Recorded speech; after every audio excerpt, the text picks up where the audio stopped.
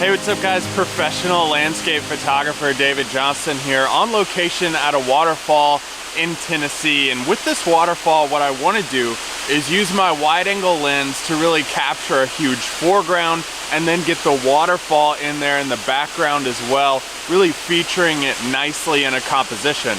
But how do you use your wide angle lens correctly in compositions to really accentuate that foreground, but then keeping the waterfall big in the background? What a wide angle lens tends to do is elongate and stretch those foregrounds to suck you into the entire frame and composition. But then in the background, sometimes those features get lost because they seem smaller than they actually do in real life to your eye. So what I want to do is get into the camera in this composition and show you exactly what you need to do to maximize your wide angle lens composition. So just taking you through this process and what my setup is right now, I'm shooting at 2.5 seconds f/16 ISO 100, and I'm using a circular polarizer to remove the glare off of the surface of the water. What that is going to do is going to allow me to feature the foreground element, which is these rocks moving back into the waterfall, to really accentuate those and be able to pull you into the frame. But getting the waterfall as big as I want is going to be a challenge. We can do one shot featuring what we have set up with the foreground right now.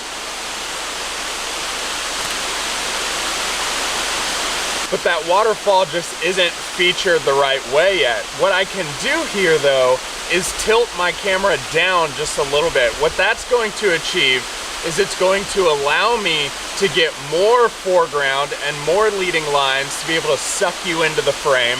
But it's also going to pull that waterfall taller, because at the edges of a wide angle lens, you get more distortion and more stretching of your features because of the wide angle lens technology. That's going to make your waterfall look taller and bigger than it does in the shot that we just took. Let's try this out.